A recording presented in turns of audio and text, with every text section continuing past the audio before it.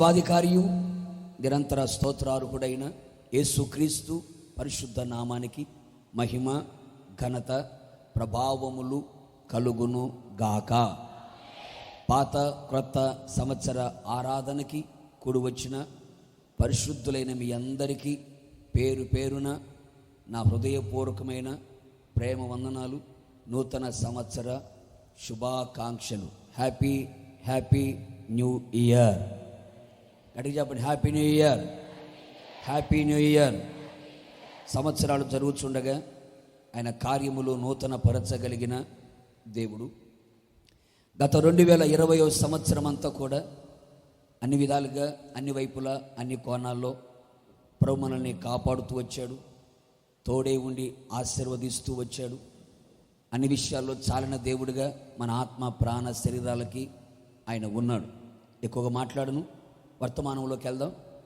ఈ సంవత్సరం 2021 సంవత్సరానికి మన హోసన్న మినిస్ట్రీస్కి ప్రవహించిన వాగ్దానాన్ని చదువుకుందాం. బైబిల్ ఉన్న వారందరూ బైబిల్ తెరచి చూడండి. ఇర్మియా ప్రవచన గ్రంథం 31వ అధ్యాయం 13వ వాక్యాన్ని నేను చదువుతున్నాను. బైబిల్ ఉన్న వారందరూ బైబిల్ తెరచి ఆ వాక్యాన్ని మీరు కూడా చదవండి. వారి దుఃఖమునకు ప్రతిగా సంతోషమిచ్చి వారిని ఆదరించెదను. గుర్తుపెట్టుకోండి, గీత గీసి పెట్టుకోండి. విచారము కొట్టివేసి నేను వారికి ఆనందము కలుగచేతును గనుక కన్యకలను, యవ్వనులను, వృద్ధులను కూడి నాట్యమందు సంతోషించెదరు. గట్టిగా చప్పలు కొడదాం ప్రభుకి, గట్టిగా.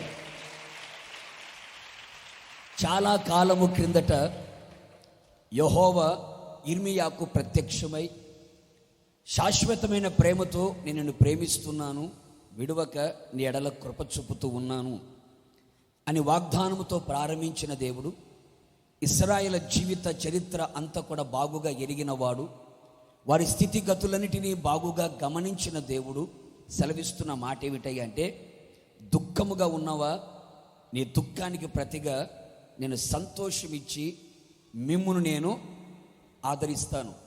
విచారముతో, బాధతో, వేదనతో, కన్నీళ్లతో కృంగిపోతూ ఉన్నావా, నేను నీకు ఆనందమును కలుగచేతును అని అలనాడు ఇశ్రాయేలీయులుగా ఉన్నటువంటి వారితో ప్రభు సెలవిచ్చాడు, వాగ్దానం చేశాడు.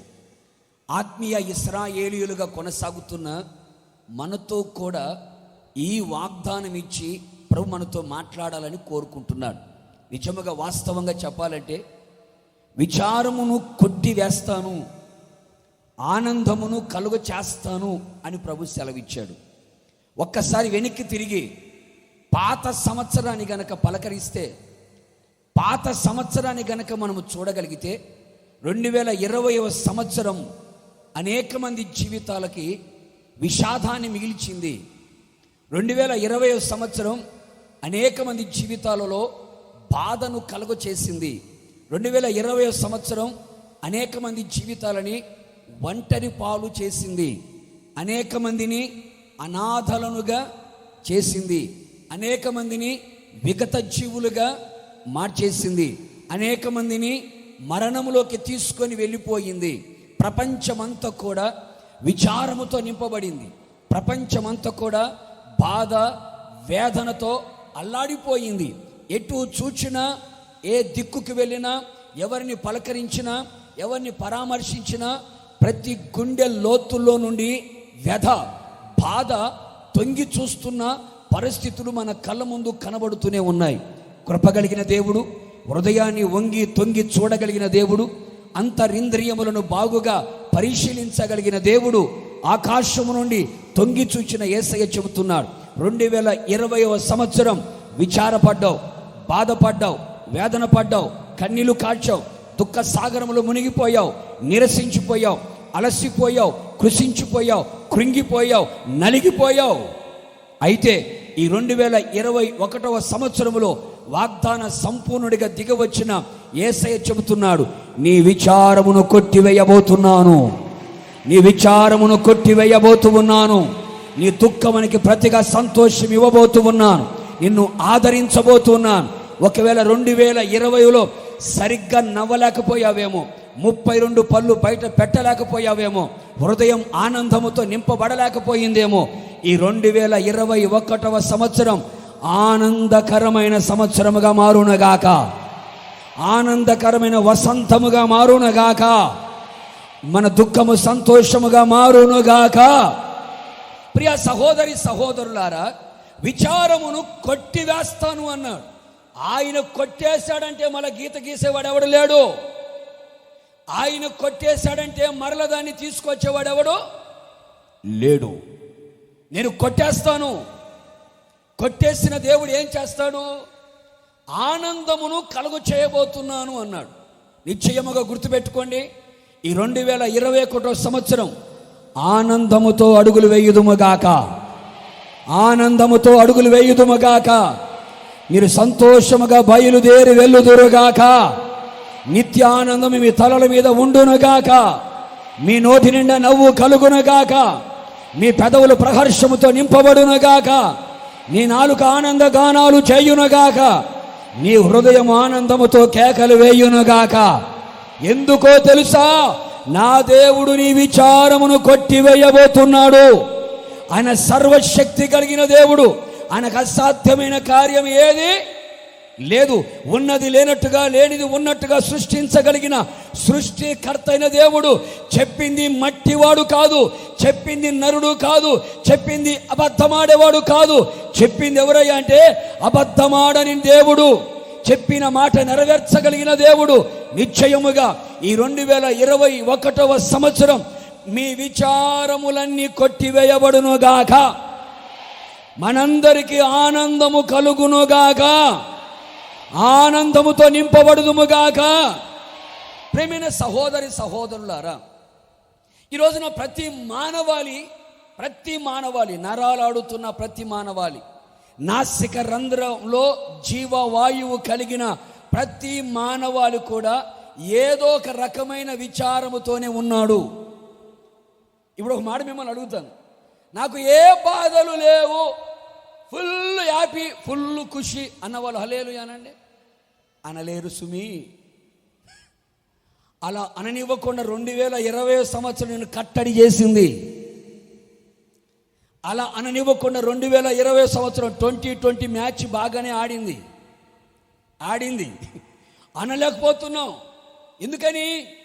అప్పుడప్పుడు నేను అంటా ఉంటాను, ఏమ్మా బాగున్నావా, ఏమయ్య గారు బాగున్నావా అని అన్నాం అనుకోండి. వెంటనే ఏమంటారు, ఏం బాగులేనా ఆయన, బాగానే ఉన్నాయి కానీ బాధలు మాత్రం తప్పట్లేదు.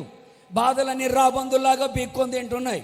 కష్టాలని చుట్టాల్లాగా ఆటో ఎక్కి వచ్చి తలుపు తట్టి ఇంట్లోకి వచ్చి నడినెత్తి మీద కూర్చుంటున్నాయి. పక్కన కూర్చుంటే జారిపోతాయేమోనని. ఇంకెక్కడో బాగున్నా ఆయన 2020 ఏం చెప్పుకోమంటావు? టీవీలో చూసిన గుండెలు బద్దలైపోతున్నాయి. ఇంటా ఉంటే చెవులో తూట్లు పడిపోతూనే ఉన్నాయి. మాయదారి రోగం, మాయదారి కరోనా. అదేం కరోనా అయ్యా? జాలి దయ కూడా లేదయ్యా. సమాధులు కూడా లేకుండా పోయిందయ్యా. స్థలం కూడా లేకుండా పోయిందయ్యా. చూడ్డానికి కూడా లేకుండా పోయిందయ్యా. బంధువుల దగ్గరికి వెళ్ళనివ్వకుండా, స్నేహితుల దగ్గరికి వెళ్ళనివ్వకుండా, ఇంట్లో కాలు బయట పెట్టనివ్వకుండా, బయటికి వెళ్తేనే కుటుంబంలో కొంచెం భార్యతో పోరు లేకుండా ప్రశాంతంగా ఉంటాం అనుకున్నాం.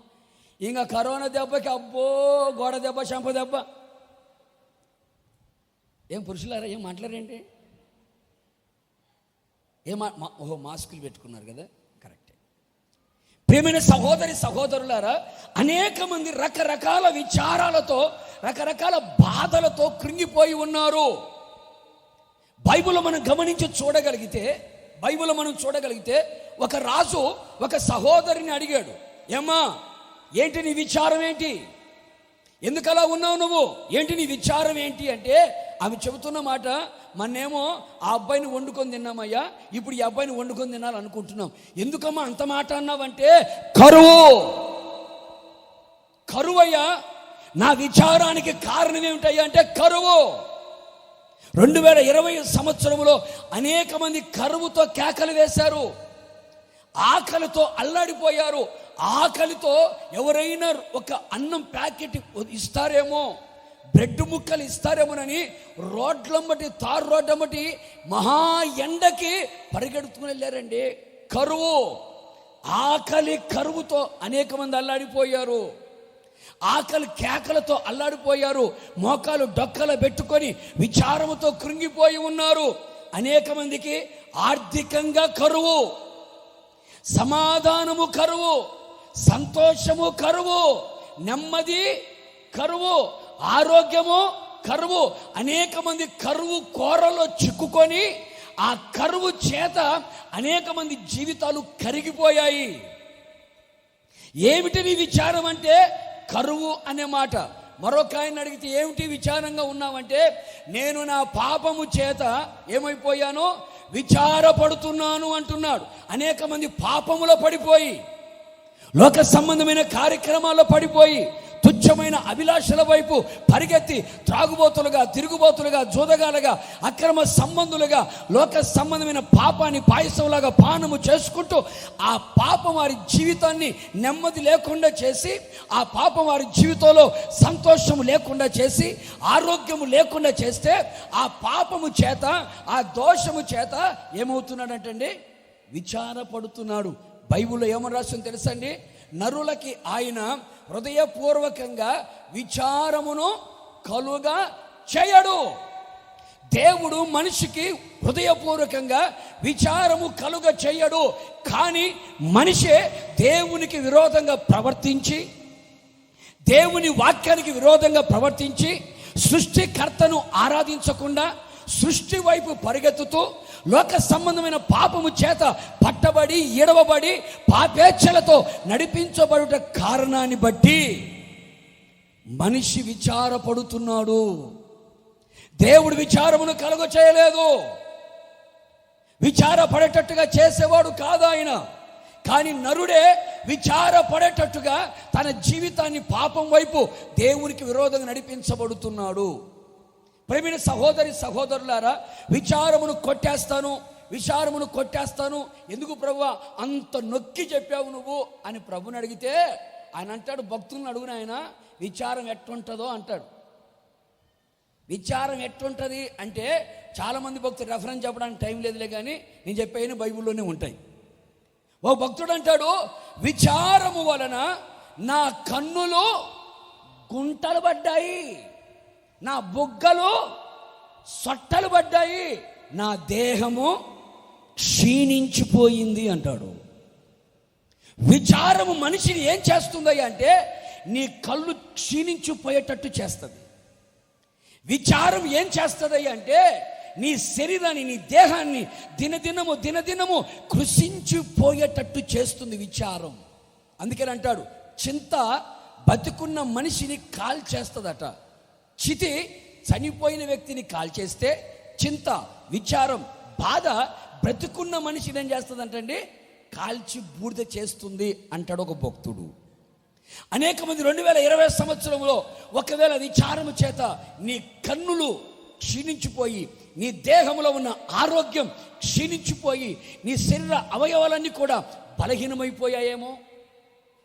సామెతల గ్రంథకర్త ఏమంటాడు తెలుసా అండి, హృదయములో కలుగుతున్నటువంటి విచారము అతనిని ఏం చేస్తుందంట, కృంగదీయును అని రాస్తుంది.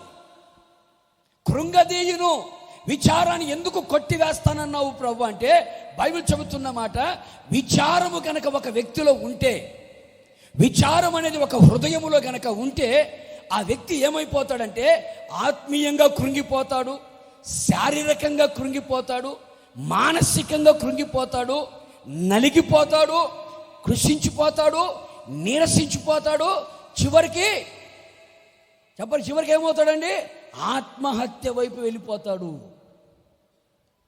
కృంగి కృషించి చివరికి నాశనమైపోయి మరణం వైపు వెళ్ళిపోతాడు. ఎందుకంటే విచారం ఆ విధంగా చేస్తుంది.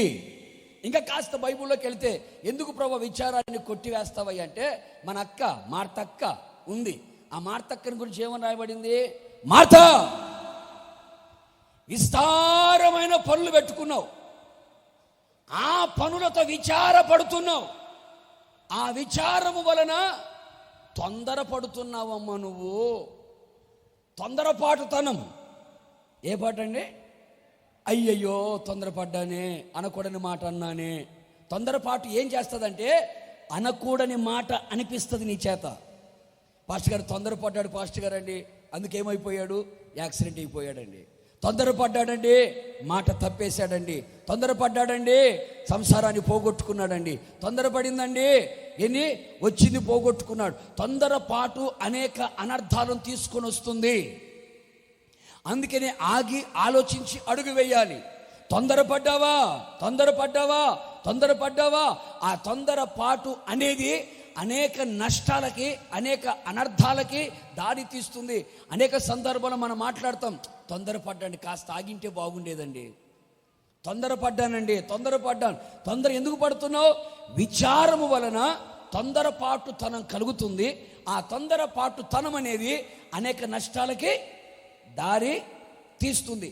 ఇంకా చెప్పాలంటే విచారాన్ని ఎందుకు కట్టివేస్తానన్నావు ప్రభువా అని ప్రభుని అడిగితే, ప్రభు అంటాడు, విత్తనాలు విత్తేవాని గురించి మాట్లాడుతాడు. ఆ విత్తనాలు కొన్ని ముండ్ల పొదల్లో పడ్డాయి. ఎక్కడ పడ్డాయండి? ముండ్ల పొదల్లో పడ్డాయి. ముండ్ల పొదల్లో పడిన ఆ విత్తనాల గురించి బైబిల్ ఏమని చెబుతుంది అంటే, ఆ విత్తనాలు మొలిచాయి కానీ పెరగట్లేదు, ఎదగట్లేదు, నూరంతలుగా ఫలించట్లేదు. ఎందుకయ్యా అంటే ఆ ముండ్లు ఆ విత్తనాలని, మొలిచిన ఆ విత్తనాలని నూరంతలుగా ఫలించనివ్వకుండా నిష్ఫలులుగా చేస్తుంది, నిష్ఫలులుగా మారుస్తుంది. ఏమిటా ముళ్ళు అంటే బైబిల్ సెలవిస్తున్న మాట ఐహిక విచారాలు. జీవన సంబంధమైనటువంటి ఆ విచారాల వలన ఏమైపోతుంది? ఎన్ని వాక్యాలు వింటూ ఉన్నా, ఆదివారమే వచ్చినా, శనివారమే వచ్చినా, బుధవారమే వచ్చినా, సువార్త కూటాలకే వచ్చినా, యూట్యూబ్లో వాక్యం వింటున్నా, ఫేస్బుక్లో వాక్యం వింటున్నా, వాట్సాప్లో వాక్యం వింటున్నా, ఎంతమంది వాక్యాలు చెప్పి వింటున్నా, ఇళ్లలో కూర్చొని లైవ్లే చూస్తున్నా, వాక్యము నీలో ఫలించట్లేదు, నూరంతలుగా ఫలించట్లేదు.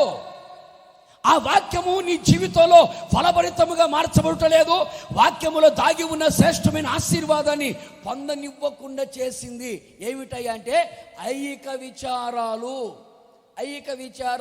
ఈరోజు చాలామంది ఆత్మీయులు దీంట్లోనే పడిపోయారు. మందిరానికి వస్తారు, మందిరాన్ని మానుకోరు.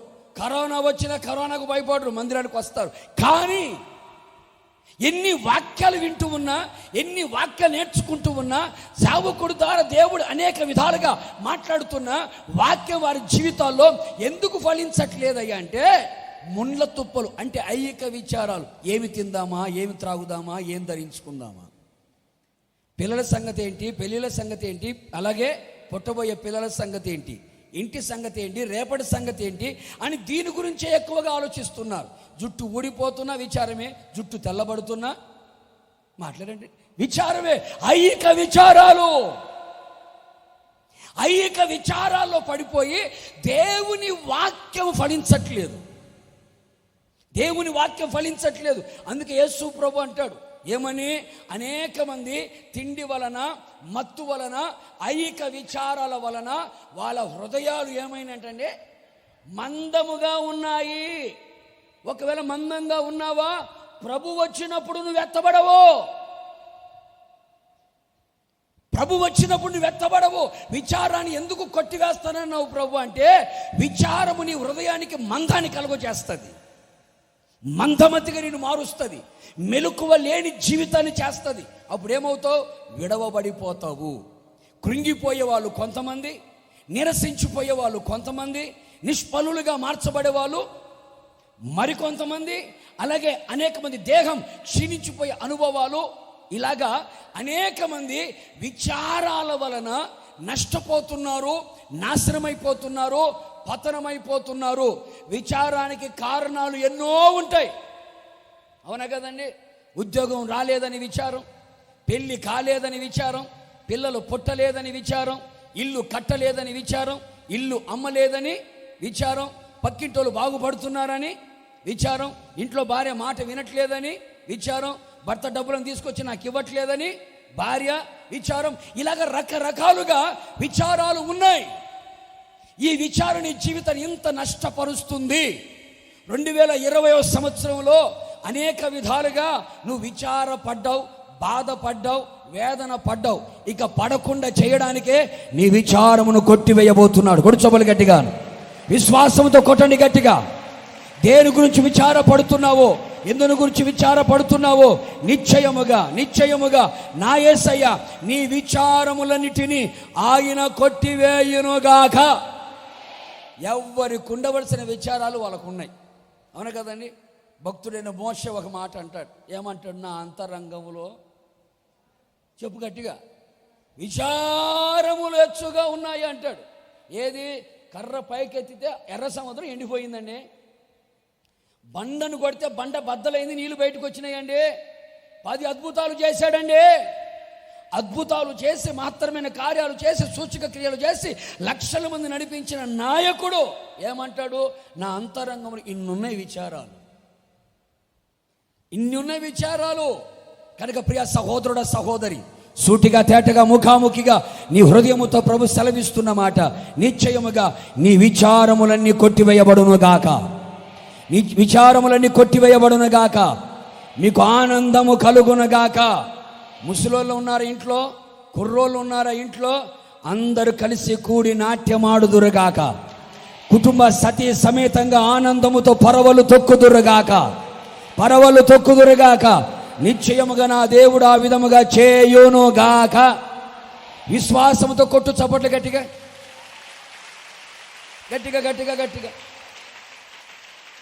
మూడే మూడు విషయాలు ముచ్చటగా చెప్పి నేను ముగిచ్చేస్తాను. విచారమును కొట్టివేసిన దేవుడు ఆనందమును కలుగు చేస్తాను అన్నాడు. ఏ విధంగా ఆనందాన్ని కలుగు చేస్తాడు? విచారమును ఎలా కొట్టివేసి ఆనందాన్ని ఇస్తాడు? అలాగే బైబిల్ ఎక్కడ రాయబడి ఉందా అని కనుక మనం చూడగలిగితే 3 విషయాలు మాట్లాడతాను. త్వరగా చదవాలి. యెషయా ప్రవచన గ్రంథం 56వ అధ్యాయం 7వ వాక్యం. నా ప్రార్థనా మందిరములో ఈ నూతన సంవత్సరపు ఆరాధనకు వచ్చిన వారిని, కొంచెం గడి చెప్పురేంటండి, ఆనందింపచేసేదను. నా ప్రార్థనా మందిరములో వారిని, ఎవరిని? విచారపడుతున్న వారిని, దుఃఖపడుతున్న వారిని నేనేం చేస్తాను? ఆనందింపచేస్తాను అన్నాడు. ప్రియమైన సహోదరి సహోదరులారా, బైబిల్ మీరు చదువుతూ ఉన్నప్పుడు ఎక్కువ భాగం మందిరాన్ని గురించి మాట్లాడేటప్పుడు మందిరము అనే మాట ఎక్కువగా కనబడుతుంది. ఇక్కడ మాత్రం ఏమని రాస్తుంది? గట్టి చెప్పాలి. ప్రార్థనా మందిరం అని రాసింది. మందిరము కాదట, ప్రార్థనా మందిరము. నా ప్రార్థనా మందిరములో వారిని ఆనందింపచేసేదను అంటే అర్థం ఏంటి? అనేక విచారాలతో, బాధలతో, సమస్యలతో, శోధనలతో, ఇరుకు ఇబ్బందులతో, కన్నీళ్లతో, దుఃఖ సాగరముతో నింపబడి కన్నీళ్ళే అన్నపానములుగా మార్చబడిపోయి బతుకు మీద విరక్తి కలిగి, ఎందుకు బతుకుతున్నానా, ఎవరి కోసం బతుకుతున్నానా, పోయింటే బాగుండేదే, బతికి ఎవరిని ఉద్ధరించాలి అని ఇలాంటి బాధతో విచారాలతో ఉన్నారే, అలాంటి వాళ్ళు నా ప్రార్థనా మందిరానికి వస్తారు. ఆ మందిరానికి వచ్చిన వాళ్ళు ఏం చేస్తారు? అది ప్రార్థనా మందిరము గనక ప్రార్థనే చేస్తారు. కొడు చెప్పులు గట్టిగా ప్రార్థనే చేస్తారు. అందుకే నేను ఎప్పుడైనా హోసన్న మందిరాన్ని గురించి రాసేటప్పుడు హోసన్న మందిరం రాయను, హోసన్న ప్రార్థనా మందిరం రాయమంట. ప్రార్థన చేసే మందిరముగా ఉండాలి, ప్రార్థనలు జరిగే మందిరముగా ఉండాలి. ఎందుకని? విచారాలతో వస్తారు, దుఃఖముతో వస్తారు, కృషించిపోతూ వస్తారు, నలిగిపోతూ వస్తారు, భారముతో భరించలేక వస్తారు. వచ్చిన వాళ్ళందరూ కూడా నా సన్నిధిలో ప్రార్థన చేస్తారు. వారు ప్రార్థన చేశారనుకో, ఈ ప్రార్థనా మందిరం మీద నా మనస్సు ఉంది కనుక, నా దృష్టి ఉంది కనుక నేనేం చేస్తాను? నా మనస్సు నిలిపిన ఈ మందిరం మీద, నా దృష్టి నిలిపిన ఈ మందిరం మీద వారు చేసే ప్రతి ప్రార్థనని నేను ఆలకిస్తా, అంగీకరిస్తా, విచారాన్ని కొట్టివేస్తా, ఆనందాన్ని కలుగ చేస్తా. కొడు చెప్పులు గట్టిగా. నిశ్చయముగా ప్రియ సహోదరుడా, సహోదరి, నువ్వు దేవుని మందిరాన్ని విడిచిపెట్టొద్దు, దేవుని మందిరాన్ని వదులుకోవద్దు. దేవుని మందిరములో నువ్వు నాటబడి, దేవుని మందిరములో స్థిరపరచబడి, ఏ విచారములతో ఉన్నా, ఏ బాధలతో ఉన్నా, నీకొక ప్రార్థనా మందిరం ఉందని గుర్తుపెట్టుకో. మచిలీపట్నంలో చిలకలూరిపొడిలో హోసన్న ప్రార్థనా మందిరం ఒకటి ఉందని గుర్తుపెట్టుకో. ఆ ప్రార్థనా మందిరములోకి నువ్వు ఏ విచారములతో వచ్చినా నిశ్చయముగా నా యేసయ్య ఆ విచారములన్నిటిని కొట్టివేసి ఆ ప్రార్థనా మందిరములో, ఈ హోసన్న ప్రార్థనా మందిరములో వచ్చిన వారందరినీ ఆనందింపచేయునుగాక. కొడుచబలి గట్టిగాను ఆనందింపచేయునుగాక. ఏ కన్నీళ్ళ మధ్యలో వచ్చిన కన్నీళ్లు తొడవబడునుగాక. దుఃఖముతో వచ్చిన దుఃఖము సంతోషముగా మార్చబడునుగాక. వేదనతో వచ్చిన వేదన తొలగిపోవునుగాక. కారణం, ఈ మందిరములో ఆయన ఉన్నాడు, ఈ పరిశుద్ధ ఆలయములో ఆయన ఉన్నాడు. కనుక విచారాన్ని కొట్టివేసి ఆనందాన్ని కలుగ చేస్తాను. ఎక్కడ కలుగ చేస్తావయ్యా? ఎవరికి కలుగ చేస్తావయ్యా అంటే, నా ప్రార్థనా మందిరానికి ఎవరైతే వస్తారో, నా ప్రార్థనా మందిరం ఎవరైతే ప్రార్థన చేస్తారో వారి విచారాన్ని నేనేం చేస్తాను? కొట్టేస్తాను. కొట్టేసి ఏం చేస్తావు? ఆనందాన్ని కలుగ చేస్తాను. ఆనందం కలుగజేయడం కాదు, బైబిల్ ఏమని రాస్తుంది? నీ మందిరంలోని సమృద్ధి చేత సంతృప్తి పొందుతున్నారు, నీ ఆనంద ప్రవాహములోనిది వారికి త్రాగనిచ్చుచున్నావు. అంటే దేవుని మందిరములో ఒక ఆనంద ప్రవాహం ఒకటి ఉంది, ఆనంద ప్రవాహం ఉంటుంది. ఏమిటి? ఆ పరిశుద్ధాత్మ ఆనంద ప్రవాహం ఉంటుంది. దేవుని సన్నిధిలో సంపూర్ణ సంతోషం ఉంటుంది. ఎవరైతే వస్తారో, విచారాన్ని ప్రభుతో చెప్పుకుంటారో, కొట్టేస్తాడో, తిరిగి వెళ్ళేటప్పుడు సంతోషముతో బయలుదేరి తిరిగి వెళ్ళుదురుగాక. గట్టిగా ఆమేన్. బైబిల్ చరిత్రలో మనం గమనించి చూడగలిగితే మనందరికీ బాగా పరిచయమైన ఒక సహోదరి ఉంది. ఆమె పేరు హన్న. ఆమెకున్న విచారం ఏమిటాయి అంటే, సంతానం లేదు. తర్వాత పెళ్లి చేసుకున్న అమ్మాయికి పిల్లలు పుట్టారు. ఆమె ద్వారా ఈమెకు శ్రమలు ప్రారంభించబడ్డాయి. యూదుల మధ్యలో ఎవరికైనా సంతానం లేదంటే అదొక రకంగా చూస్తారు, హీనంగా చూస్తారు, తక్కువగా చూస్తారు. అన్నకు పిల్లలు లేరు, ఆస్తి ఉంది, అంతస్తుంది, ప్రేమించే భర్త ఉన్నాడండి. ఎంత ప్రేమిస్తాడంటే 10 మంది పిల్లల కంటే కూడా నేను శ్రేష్టమైన వాడిని కాడా అంటాడు. అంటే 10 మంది పిల్లల కంటే కూడా అంత ప్రేమగా చూసుకునేవాడు భర్త. ఎంత ప్రేమగా చూస్తూ ఉన్నా కూడా తన గుండెలో ఒక విచారం, తన మనస్సులో ఒక విచారం ఏమిటయ్యా అంటే, సంతానము లేదు అని. ఆ సంతానం లేని కారణాన్ని బట్టి నింద, అవమానం, బాధ, వేదన అంతా ఇంత కాదు. ఆ బాధ బయట వాళ్ళ ద్వారా కలుగుతుంది, ఇంట్లో వాళ్ళ ద్వారా కూడా కలుగుతుంది. ఆ బాధ తట్టుకోలేక ఆ సహోదరికి ఒక అలవాటు ఉంది. ఏమిటి అలవాటు అంటే, మొక్కుబడి ప్రకారం వెళ్తుంది సంవత్సరానికి ఒకసారి. కొంతమంది ఇప్పుడే వచ్చి ఉంటారు, ఆదివారాల మందిరానికి రారు. ఇక్కడ ఈ బ్యాచ్ కూడా ఉంటుంది చూడండి.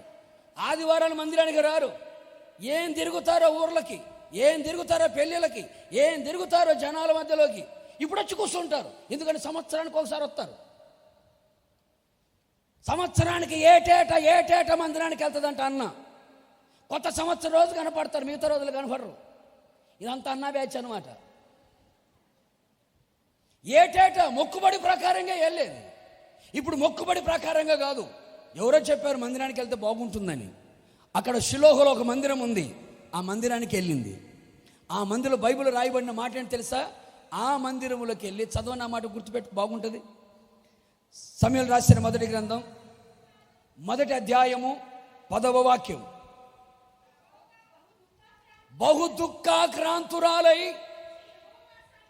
యెహోవా సన్నిధిని ప్రార్థన చేయుచు బహుగా ఏడ్చుచు.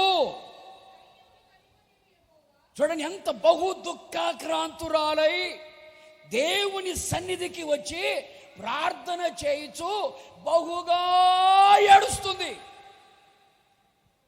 ఎంత విచారం ఉంటే ఏడుపు వస్తుందండి, ఎంత బాధ ఉంటే ఏడుపు వస్తుందండి. ఎన్ని మాటలు తూటలాగా పొడుస్తుంటే, ఎన్ని మాటలు కత్తిపోట్లాగా గాయాన్ని కలుగ చేస్తే మనస్సులో బాధ, మనో విచారం, హృదయముల విచారంతో నింపబడి దేవుని మందిరములకు వెళ్ళి వెక్కి వెక్కి వెక్కి వెక్కి ఏడుస్తుంది. బహు దుఃఖాక్రాంతురాలై సైన్యములకు అధిపతి యెహోవా నీ సేవకురాలయ్యా. 3 పర్యాయాలు రాసినట్టు ఆ మాట.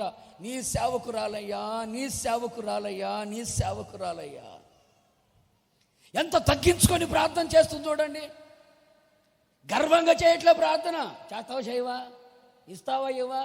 ఇంతకాలం నుంచి మందిరానికి వస్తున్నాను కదా, మొన్నే 10,000 రూపాయలు ఇచ్చే పాస్టర్ గారికి మందిరానికి అనలే. బడాయి మాటలు మాట్లాడలే. మన పోయిన సంవత్సరం వచ్చా చాలా ఇచ్చే డబ్బులు బంగారం కూడా వేసిపోయా, ఏం చేయవా అనలేదు.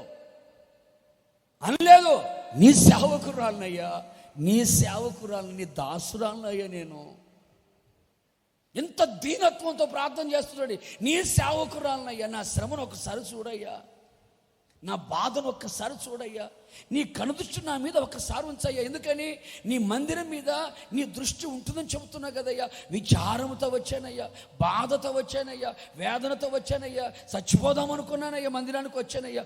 ఒక్కసారి నన్ను చూడయ్యా, ఒక్కసారి నన్ను చూడయ్యా. నేను ఏం కోరుకోవట్లే, నాకు ఒక మగ పిల్లవాడు కావాలయ్యా. ఏం కావాలంట? నాకు ఒక మగ పిల్లవాడు కావాలయ్యా. మొక్కుబడి చేసి ప్రార్థన చేస్తూ నీకే ఇచ్చేస్తా, నాకు వద్దయ్యా, నాకేం కావాలి? మగ పిల్లవాడు కావాలి. మగ పిల్లవాడు అంటే అర్థం ఏంటి? జయ జీవితం నాకు కావాలయ్యా. కొడు చొప్పలు గట్టిగాను, నాకు ఒక జయ జీవితం కావాలయ్యా.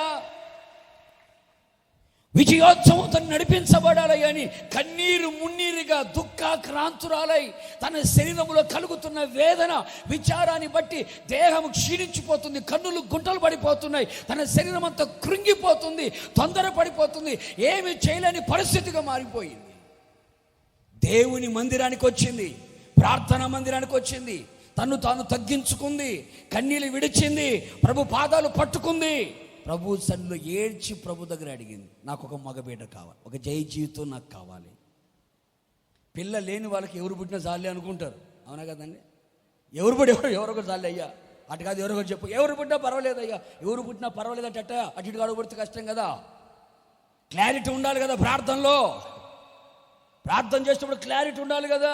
ఎవరొకరు పుడితే పర్వాలేదంటే అనకూడదు, తప్పది.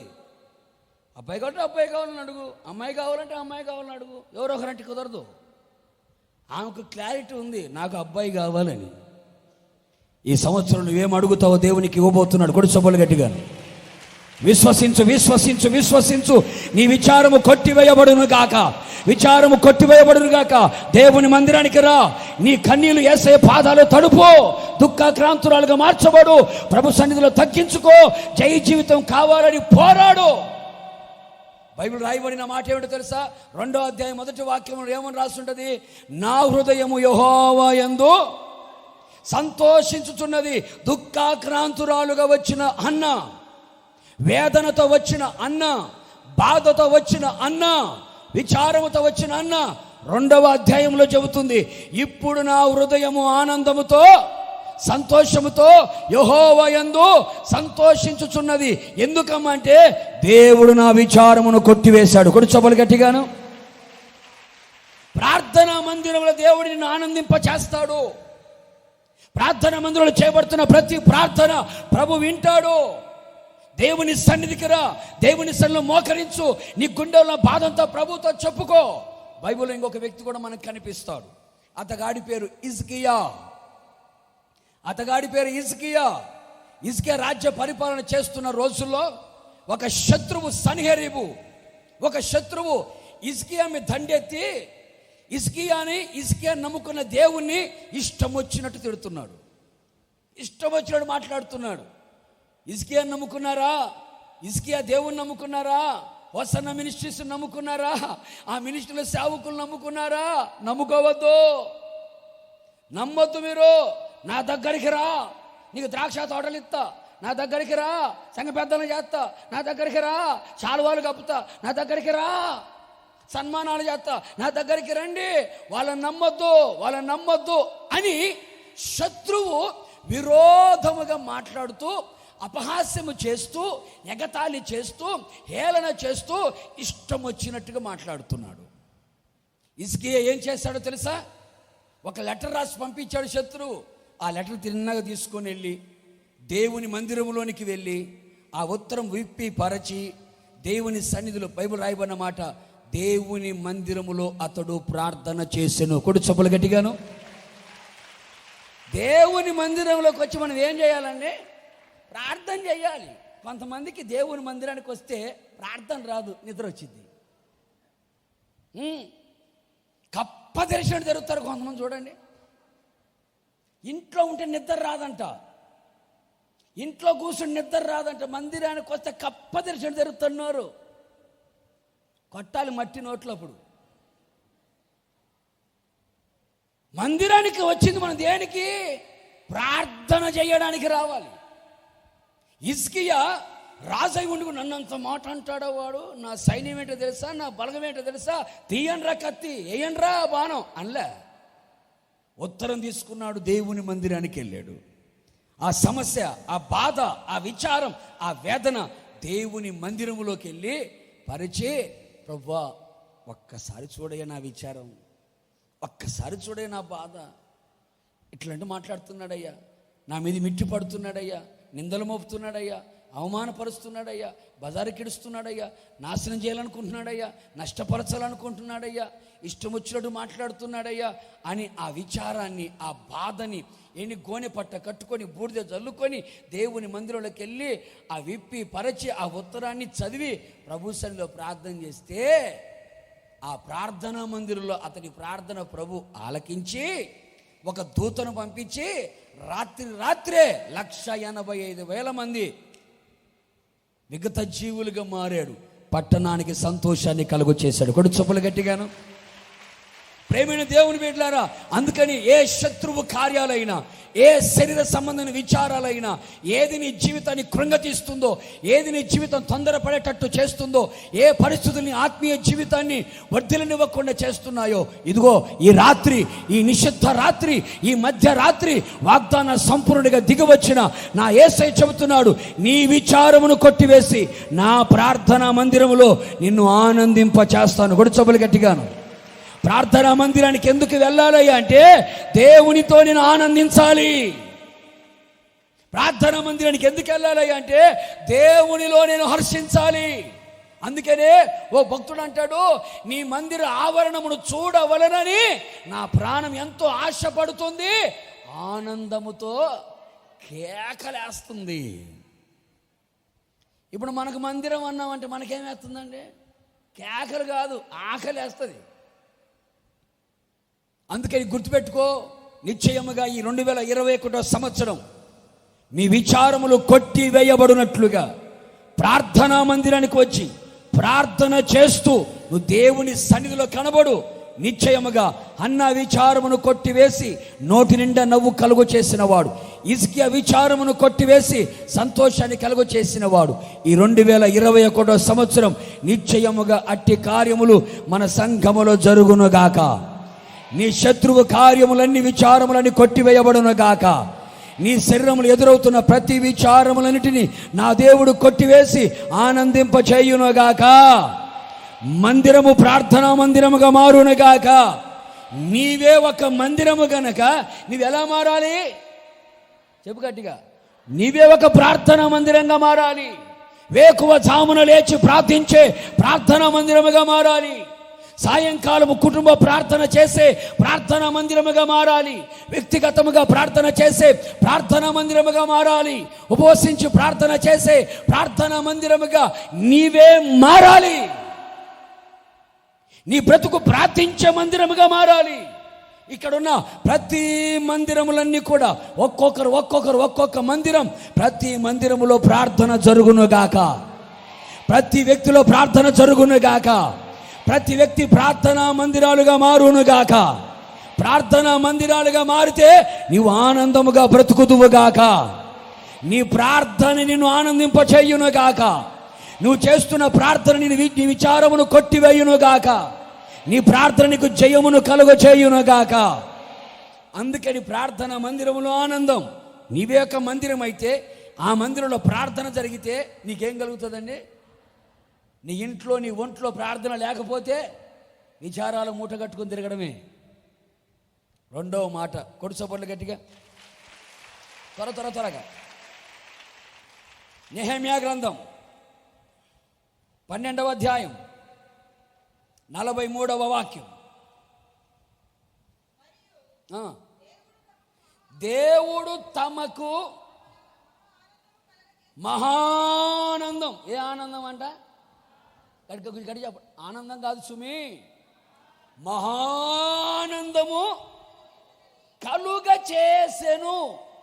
దేవుడు తమకి మహా ఆనందము కలుగ చేసెను అని ఆ దినమున వారు గొప్ప బలులు అర్పించి సంతోషించిరి. వారి భార్యలు, ఫ్యామిలీ గుర్తుపెట్టుకోండి. వాగ్దానములు ఏముంది? నీ కుమార్తెలు, నీ కన్యకలు, ముసలోళ్ళు, ముతుకోళ్ళు అందరు కలిసి కూడి నాట్యమందు సంతోషిస్తారని రాయబడింది. నెహెమ్యాలో కూడా అదే మాట కనపడుతుంది. చూడండి ఏమన్నది ఇక్కడ. వారి భార్యలు, పిల్లలు కూడా సంతోషించి, ఫ్యామిలీ మొత్తం హ్యాపీ. నా కోరిక మీ ఫ్యామిలీ అంతా హ్యాపీగా ఉండాలని, మీ కుటుంబం అంతా హ్యాపీగా ఉండాలని, విచారములన్నీ కొట్టివేయబడాలని. అందుకని ఇశ్రాయేల్ ప్రజలందరూ చెబుతున్న మాట, దేవుడు మాకేం కలుగజేశాడు? గట్టిగా ఏం కలుగట? మహానందం మాకు కలుగజేశాడయ్యా దేవుడు. చెప్పుకోండి, మాకు మహానందం కలుగజేశాడయ్యా. అందుకే మా ఫ్యామిలీ అంతా దేవుని దగ్గరికి వెళ్ళి బలులు అర్పించి నా ఫ్యామిలీ అంతా సంతోషించిందయ్యా. బైబిల్ రాసిన మాట ఏంటంటే, యెరూషలేములో పుట్టిన ఆనంద ధ్వని బహుదూరం వినపడింది.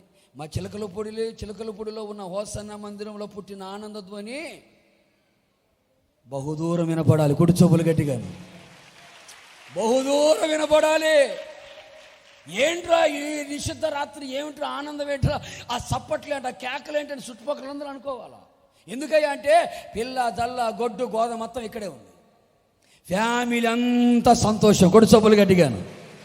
ఫ్యామిలీ అంతా సంతోషిస్తున్నారు, ఫ్యామిలీ అంతా ఆనందంగా ఉన్నారు.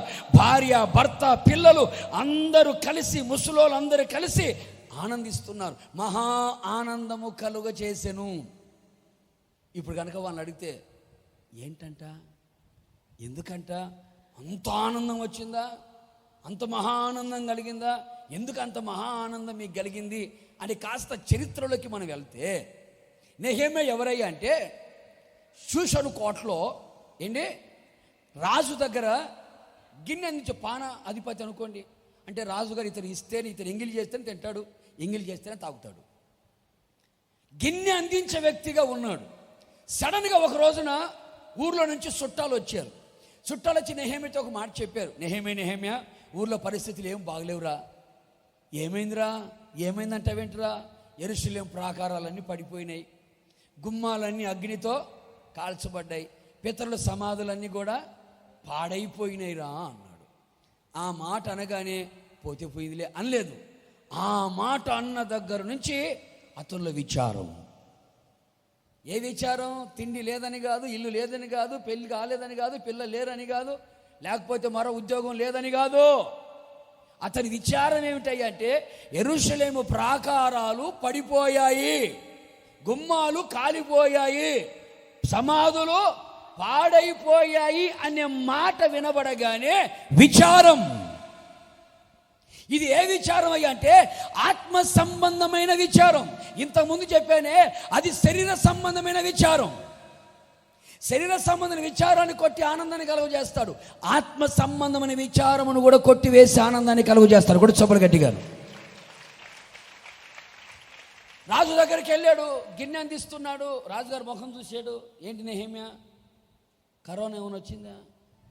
మాస్క్ కూడా పెట్టుకోలేదే, డల్లుగున్నావేంటి? నీ భార్యకి ఏమైనా వచ్చిందా? 14 రోజులు క్వారంటైన్లో ఏమైనా ఉన్నావా? ఎందుకని డల్లుగున్నాడు. ఇప్పుడు చూడ అని ఒకసారి దగ్గు చూపించుకొచ్చుకున్నావా? చూపించుకోవాలంటే దగ్గరికి వెళ్ళు, చెకప్ చేస్తారు. అని 4 సార్లు దగ్గు. నీ పక్క కొత్త తట్టు చూడు జనాలు. ఒక్కసారి అడిచారు పడే వస్తాడేమో చూడు చూడు. ఏంటి నెహెమ్యా అంత బాధగా ఉన్నావు, విచారంగా ఉన్నావు? కరోనా లక్షణాలు ఏమైనా ఉన్నాయా? ఎందుకలా విచారంగా ఉన్నావేంటి నెహెమ్యా? ఎందుకలా ఉన్నావంటే ఆరోగ్యం బాగాలేదా? బాగుందయ్యా. భార్య ఏమైనా కొట్టిందా? కొట్టలేదయ్యా. పిల్లలు ఏమైనా ఈడ్చి తన్నారా? తన్నలేదయ్యా. దొంగలు వచ్చి మొత్తం దోసుకుని పోయారా? లేదయ్యా. అమ్మాయి ఏమన్నా కనపడకుండా ఉందా? అది కూడా ఏం లేదు. అబ్బాయి ఏమన్నా అది కూడా ఏం లేదయ్యా. మరి ఏమైంది, ఎట్లున్నావేంటి? మా ఊళ్ళో నుంచి జనాలు వచ్చారయ్యా. వస్తే ఏమైంది? కొన్ని వచ్చి పంపించకూడదు, ఇమ్యూనిటీ పవర్ పెరిగిద్ది. లేదయ్యా, మా ఊరు నుంచి జనాలు వచ్చి ప్రాకారాలు పడిపోయాయని చెప్పారయ్యా, గుమ్మాలు కాలిపోయాయని చెప్పారయ్యా, సమాధులన్నీ పాడైపోయాయి చెప్పాయ్యా. ఆ మాట విన్న దగ్గర నుంచి కంటికి నిద్ర లేదు, పంటికి తిండి లేదు, ఒంటికి సుఖము లేదయ్యా. ఏంటి ఈ రోజుల్లో కూడా వాళ్ళు ఉంటున్న ప్రాంతాన్ని గురించి అంత బాధ ఉందా? చూడండి, కొంతమంది పుట్టి పెరిగిన ఊరిని మర్చిపోయి సిటీలోకి వెళ్ళిపోయి ఆ ఊరికి 10 రూపాయలు పెట్టేవాళ్ళు ఉన్నారండి. దరిద్రులు ఉన్నారు, దరిద్రులు ఉన్నారు, అలాంటి వాళ్ళు ఉన్నారండి. హైదరాబాద్ సెటిల్ అయ్యారు.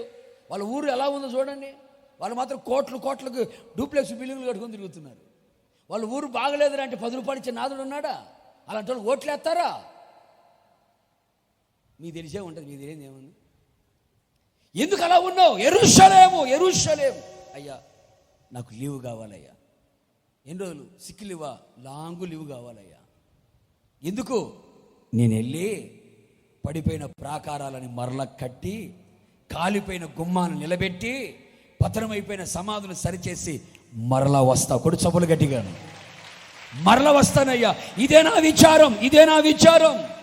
తిన్నగా వెళ్ళాడు, జనాల మధ్యలోకి వెళ్ళాడు, చెబుతున్నాడు, ప్రేమైన సహోదరులారా, ప్రాకారాలు కూలిపోయాయి, పట్టణాలు పాడైపోయాయి, సమాధులు పాడైపోయాయి, ఈ నింద మన మీదకి వచ్చింది. అందుకని మరలా కట్టుదము రండి, పడిపోయిన ప్రాకారాలు మరలా కడదము రండి, కాలిపోయిన గుమ్మాలని లేపుదము రండి, అలాగే పాడైపోయిన పితరుల సమాధులని సరిచేద్దాము రండి అని చెప్పి ఒక చేత్తో తాపి పట్టుకొని, ఒక చేత్తో కత్తి పట్టుకొని, అలాగే శత్రువులు పోరాడుతుంటే శత్రువులతో యుద్ధము చేసి యెరూషలేము ప్రాకారాలని బాగు చేసి, గుమ్మాలను నిలబెట్టి, సమాధులను సరిచేసి, అందరూ కలిసి ప్రభుని స్తుతించి తమ్మును తాము పరిశుద్ధ పరుచుకున్న తర్వాత దేవుడు వారికి మహానందము కలుగు చేశాడు. కూడా చొప్పులు గట్టిగా.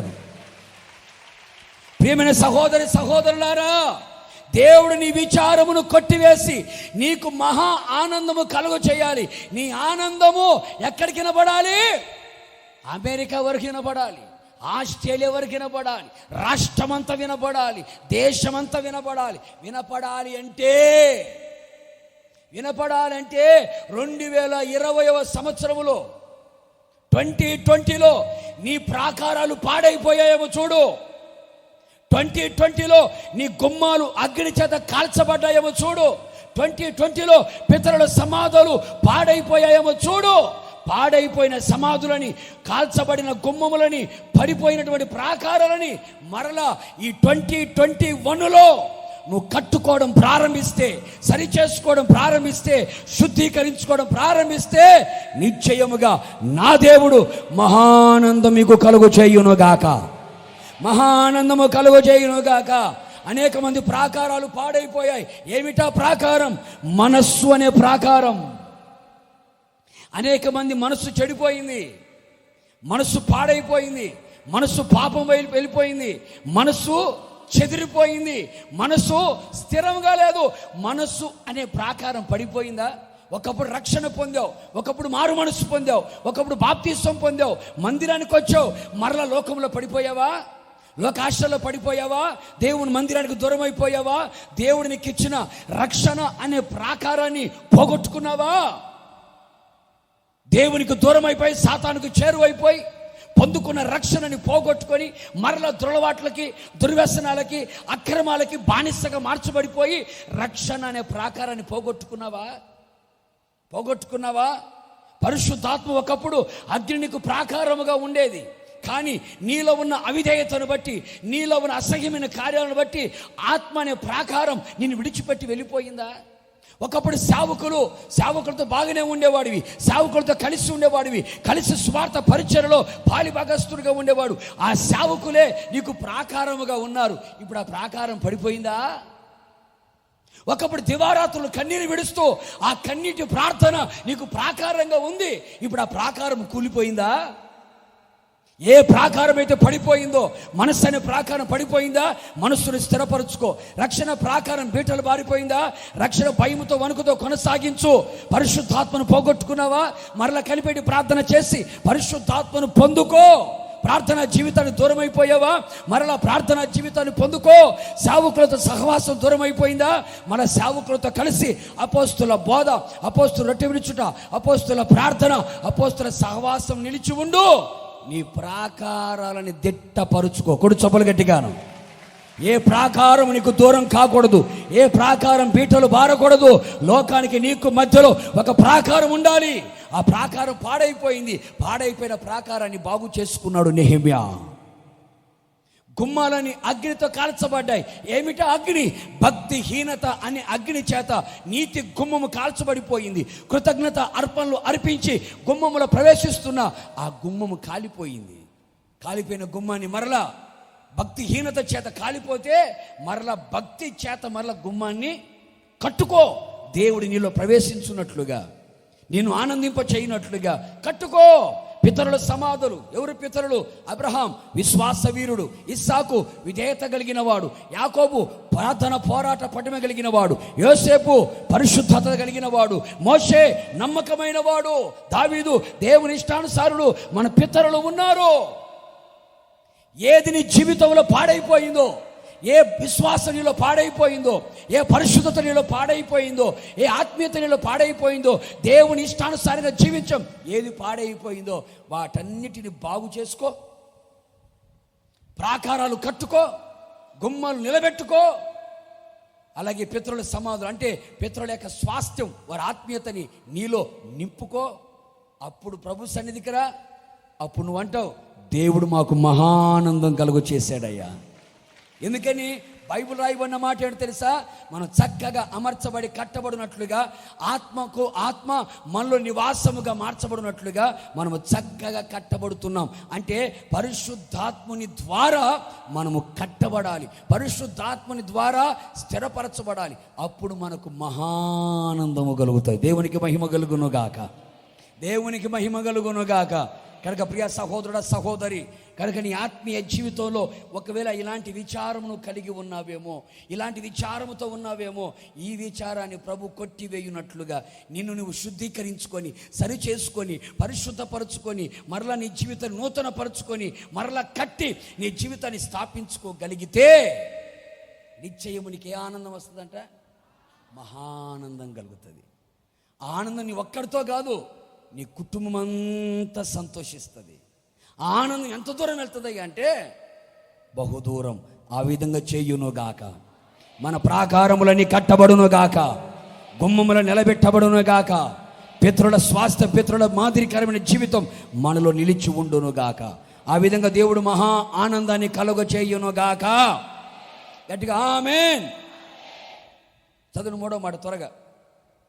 కీర్తనల గ్రంథం 31వ కీర్తన. శరీర విచారం, ఆత్మ విచారం, 3వది ప్రాణ విచారం. అంటే ఆత్మకి, ప్రాణానికి, శరీరానికి విచారాలు ఉంటాయి, వాటిని కొట్టేస్తాడు. ఆత్మకి, ప్రాణానికి, శరీరానికి ఏమి ఇస్తాడు? ఆనందం ఇస్తాడు. 3వ మాట 31:7.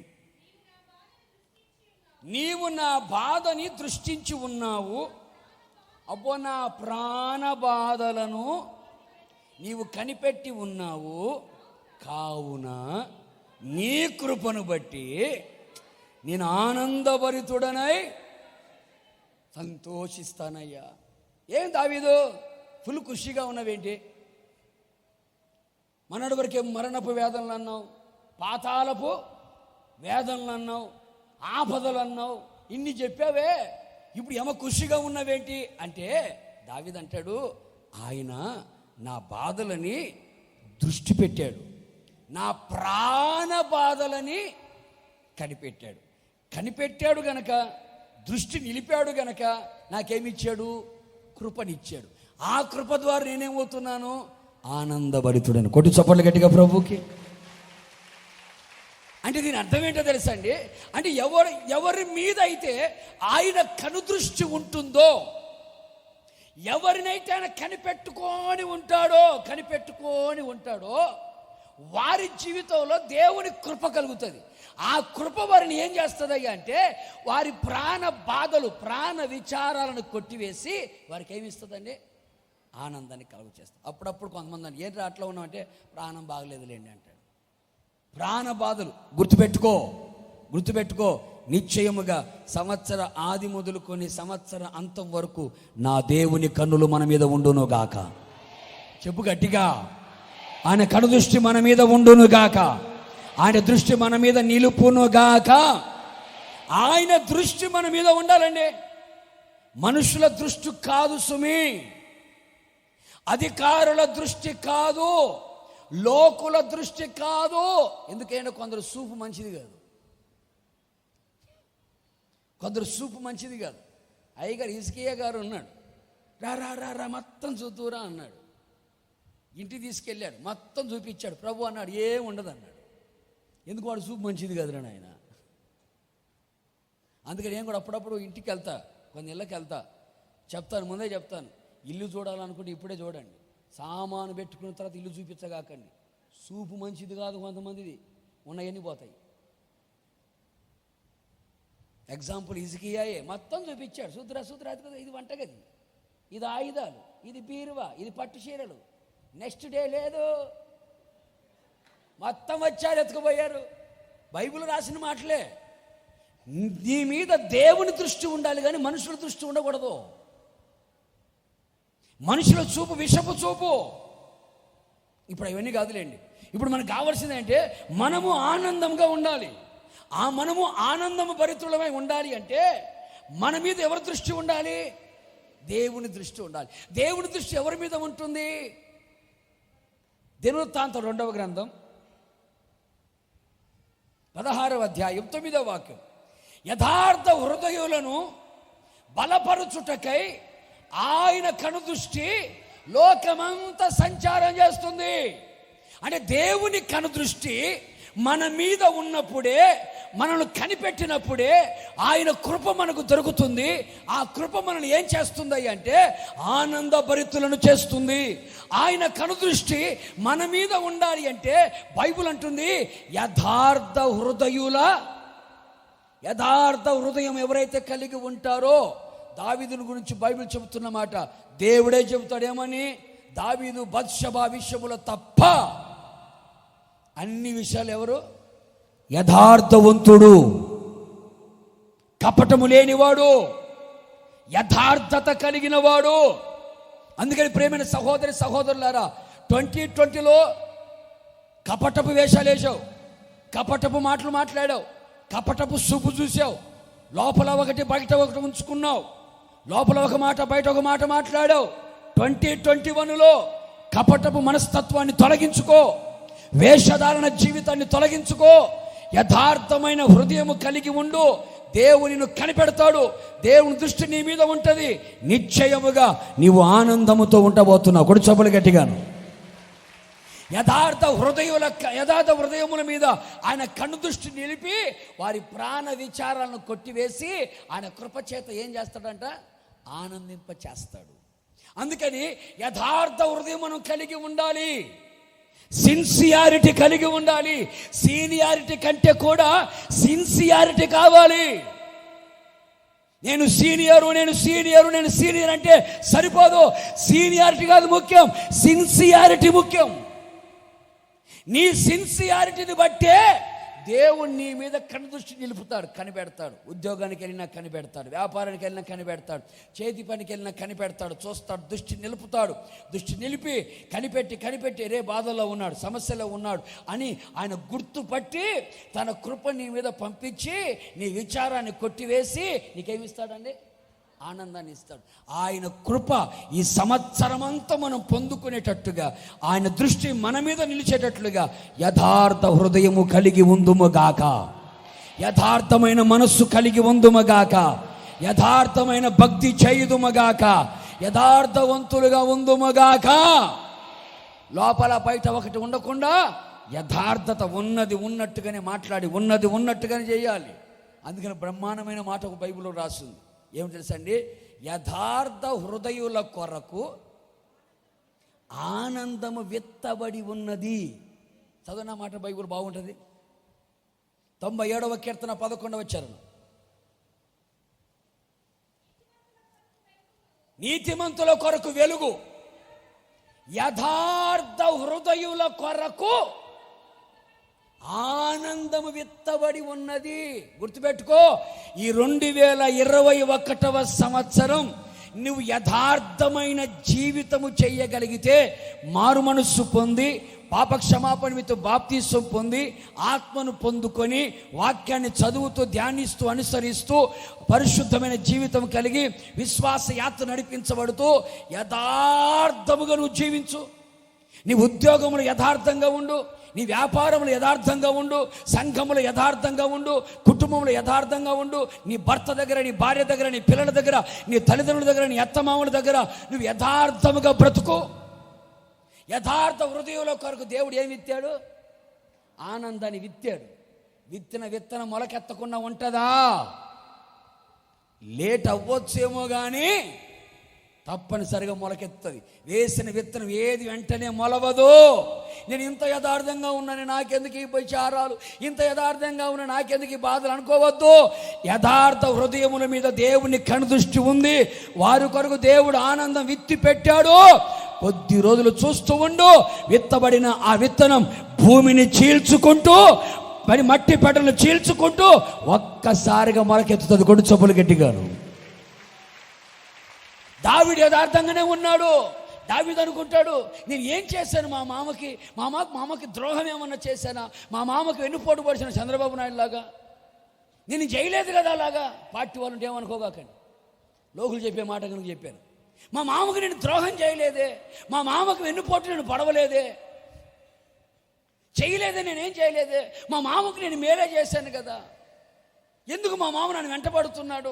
ఇంత యథార్థంగా ఉన్నా, ఇంత సిన్సియారిటీగా ఉన్నానంటే ప్రభు అంటాడు, పిచ్చోడా, విద్య టైం వస్తుందాగు, వెయిట్ అండ్ సీ, ఎదురు చూడు.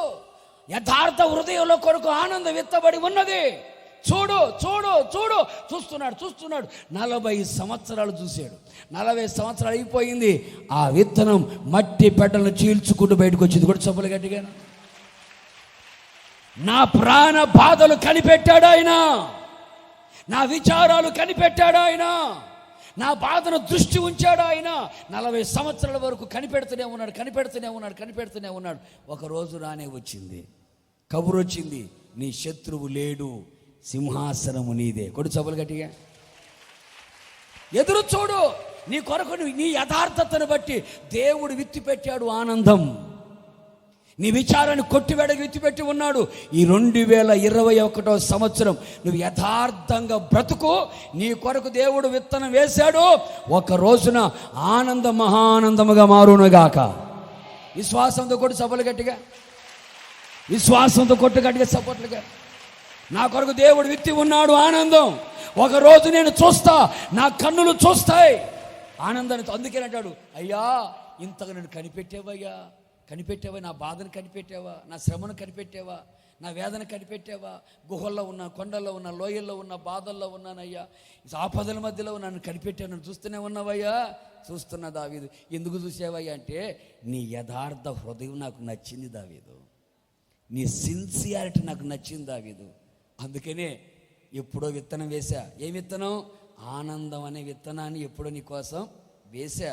అది భూమిలో పడింది, చచ్చింది, అదే కుళ్ళిపోయింది. ఒక రోజు వచ్చింది, ఏ భూమి అయితే అడ్డుకుందో, ఏ రాయి అయితే అడ్డుపడిందో, ఏ మట్టి పెట్ట అడ్డుపడిందో, ఆ విత్తనం ఒక్కసారిగా ఏందండి అణిగి అణిగి అణిగి అణిగి ఉండి ఒక్కసారి చీల్చుకుంటూ బయటకు వచ్చేస్తుంది. నిశ్చయమని విచారాన్ని కొట్టివేసి నీకు ఆనందం ఇచ్చునుగాక. విశ్వసించిన వాళ్ళందరూ గట్టిగా చెప్పుకోండి, గట్టిగా విశ్వసించిన వాళ్ళు గట్టిగా. ఈ సంవత్సరం నీ యథార్థతను బట్టి దేవుడు నిన్ను ఆనందింప చేయునుగాక. నీ యథార్థతను బట్టి దేవుని కృప నీ మీద కుమ్మరించబడునుగాక. ఆ కృప నిన్ను ఆనందభరితుడిగా చేయునుగాక. చివరిగా మాట చెప్పి నేను ముగించేస్తాను, ఎక్కువ వివరించలేకపోతున్నాను. చివరి మాట 43వ కీర్తన 43వ కీర్తన 3-4. నీ వెలుగును నీ సత్యమును బయలుదేరజేవయ్యా. ఈ కొత్త సంవత్సరంలో మనం అడుగుదాం, యేసయ్యా, అనమ్మా, అనయ్యా, యేసయ్యా, నీ వెలుగు, నీ సత్యము 2021లో బయలుదేర జయము. అవి ఏం చేస్తాయి? నాకు ఈ సంవత్సరం అంతా నాకు చదవాలా? ఈ సంవత్సరం అంతా నాకు త్రోవ చూపిస్తే. ఏ త్రోవ? నేను నడవలసిన త్రోవ, నేను వెళ్ళవలసిన త్రోవ నాకు చూపిస్తాయి. అవి ఏం చేస్తాయి? నన్ను నీ పరిశుద్ధ పర్వతమునకు, నీ నివాస స్థలమునకు నన్ను తోడుకొని, నీ పరిశుద్ధ స్థలం, నీ నివాస స్థలం అంటే నిత్య సియోను, నూతన యెరూషలేమునకి నన్ను తోడుకొని వచ్చును. అప్పుడు నేను దేవుని బలిపీఠమునద్దకు, ఈ మాట గుర్తుపెట్టుకోండి, నాకు ఆనంద సంతోషములు కలుగజేయు దేవుని యొద్దకు నేను చేరుదును. కొడు చొప్పులు గట్టిగా అట్లేంటండి? ఎక్కడికి చేరాలి మనం? ఎక్కడికి చేరాలి మనం? దేవుడు నివసించే చోటుకి మనం చేరాలి. ఆయన నివాస స్థలానికి మనం చేరాలి. ఏమిటది? నిత్య సియోను, నూతన యెరూషలేముకు నేను చేరాలి. అక్కడికి నేను చేరాలంటే, అక్కడికి నేను వెళ్ళాలంటే, అక్కడికి ఎందుకు వెళ్తున్నామంటే, నాకు ఆనందాన్ని కలుగు చేసే దేవుడు ఆడే ఉంటాడుగా. ఏ మాట అండి? విచారాన్ని కొట్టివేసి ఏం కలుగు చేస్తానన్నాడు? ఇక్కడేమంటున్నాడు ఆయన? నాకు ఆనంద సంతోషములు కలుగా చేయు దేవుని యొద్దకు నన్ను చేరుస్తాయి. నాకు ఆనందాన్ని కలుగ చేసే దేవుడు ఉన్నాడు, అక్కడికి చేరుస్తాయి. అందుకని ఈ 2021 ఏం పంపిస్తావు నాకు? చెప్పు. డబ్బులు అయ్యా, బిల్డింగ్లు అయ్యా, పిల్లులు చేయయ్యా, ఈ కాదు. ఏమంట? నీ వెలుగు, నీ సత్యం. నీ వెలుగు వచ్చిందనుకో చీకటి పోయిద్ది, నీ సత్యం వచ్చిందనుకో సర్వసత్యంలోకి వెళ్ళిపోతా. అవి నేను ఎక్కడ తీసుకెళ్తాయి? నేను నడవలసిన త్రోవలో తీసుకెళ్తాయి. నేను పడిపోను, జారిపోను, తొట్టిలిపోను, పడిపోను, చక్కగా తీసుకెళ్తాయి. అవి ఎక్కడ తీసుకెళ్తాయి అంటే నువ్వు ఉన్న దగ్గరికి తీసుకెళ్తాయి, నువ్వు ఉన్న చోటుకి తీసుకెళ్తాయి. అందుకని నా కోరిక, నా ఆశ, నా వాంఛ, నా తృష్ణ, నా ఆకలి, నా దాహం ఏమిటయ్యా అంటే నీ దగ్గరికి నేను చేరాలయ్యా. నువ్వెవరు తెలుసా? నాకు ఆనందం కలుగు చేసే దేవుడు అయ్యా, ఆనందం కలుగు చేసే దేవుడు. అందుకనే ఆనందం కలుగు చేసే దేవుడవు. నువ్వు ఉండే దేశం కూడా ఏ దేశం? అది ఆనందకరమైన దేశం. కొడు చొప్పులు గట్టిగాను. అందుకే మలాకి పుస్తకంలో ఉంటుంది ఆనందకరమైన దేశం. ఆనందకరమైన దేశం ఏంటది? పరలోకం. పరలోకం అది ఆనందకరమైన దేశం. అది దుఃఖం ఉండదు, ఏడుపు ఉండదు, వేదన ఉండదు, బాధ ఉండదు, కొట్టుకోవడం ఉండదు, తన్నుకోవడం ఉండదు, ఈడ్చుకోవడం ఉండదు, తుడుచుకోవడం ఉండదు, ఉతుక్కోవడం ఉండదు. అది ఆనందకరమైన దేశం. ఆ ఆనందకరమైన దేశంలో ఎవరు ఉంటారు? ఆనందాన్ని కలుగు చేసే దేవుడే ఉంటాడు. ఆనందాన్ని కలుగు చేసే దేవుడి దగ్గరికి మనం పోవాలంటే మనకు కావాల్సిందేంటి? ఆయన వెలుగు, ఆయన సత్యం. ఈ 2021వ సంవత్సరం అంతా కూడా నా దేవుని వెలుగు, నా దేవుని సత్యం మనకు త్రోవను చూపించునుగాక. త్రోవను చూపించునుగాక. నీ కుటుంబానికి త్రోవను చూపించునుగాక. నీ పిల్లలకు త్రోవ చూపించునుగాక. నీ ఆత్మీయతకు త్రోవను చూపించునుగాక. నీకు నడవలసిన మార్గం అంతటికి త్రోవ చూపించునుగాక. గాక ముగించేసి ఉన్నాను. ప్రేమైన దేవుని బిడ్డలారా, మీ విచారమును కొట్టివేసి ఏం కలుగు చేస్తాను? ఆనందమును కలుగు చేస్తాను. విచారం వలన కలిగే నష్టాలు ఏమిటో మనం తెలుసుకున్నాం. అందుకనే ఆ విచారాన్ని ఆయన ఏం చేయాలనుకున్నాడు? కొట్టేయాలనుకున్నాడు. కొట్టేసిన దేవుడు ఏమి ఇవ్వాలనుకున్నాడు? ఆనందం ఇవ్వాలనుకున్నాడు. ఎక్కడ ఇవ్వాలనుకున్నాడు? ప్రార్థన చేసే మందిరములో ఇవ్వాలి అనుకున్నాడు. ఎప్పుడు ఇవ్వాలనుకున్నాడు? కట్టుకున్నప్పుడు, ప్రాకారాలు, గుమ్మాలు, సమాధులను కట్టి లేపుకున్నప్పుడు మహానందము, చెప్పాలి గట్టిగా, మహానందము ఇవ్వాలనుకున్నాడు. యథార్థమైన హృదయం కలిగి ఉన్నప్పుడు నీ కొరకు ఆనందాన్ని ఇత్తి తన కృపచేత నేను ఆనంద భరితుడిగా చేయాలని ఆశపడ్డాడు. ఆయన వెలుగు, ఆయన సత్యం మనల్ని వెంటాడినప్పుడు, మనకు తోడుగా ఉన్నప్పుడు త్రోవ చూపిస్తుంది. ఆయన ఉండే చోటికి మనల్ని తీసుకెళ్ళిపోతుంది. ఆయన ఎవరయ్యా అంటే ఆనందాన్ని కలుగజేసే దేవుడు. ఆయన ఉండే దేశం ఏందయ్యా అంటే ఆనందకరమైన దేశం. నిశ్చయముగా నీవు నేను మనమందరము మనల్ని ఆనందింప చేసే ఆయన యొద్దకు వెళ్ళుదుముగాక, ఆనందకర దేశములో చేరుదుముగాక. ఈ మాటలు మీ హృదయంలో స్థిరపరచబడునుగాక, స్థిరపరచబడునుగాక, స్థిరపరచబడునుగాక. మరొక్క మారు విచారము కొట్టివేసి ఆయన మనకు ఆనందము కలుగు చేయునుగాక.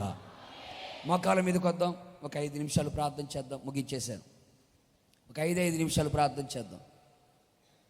కృపగలిగిన దేవుడు మనతో మాట్లాడిన మాటలు ఈ 2021వ సంవత్సరం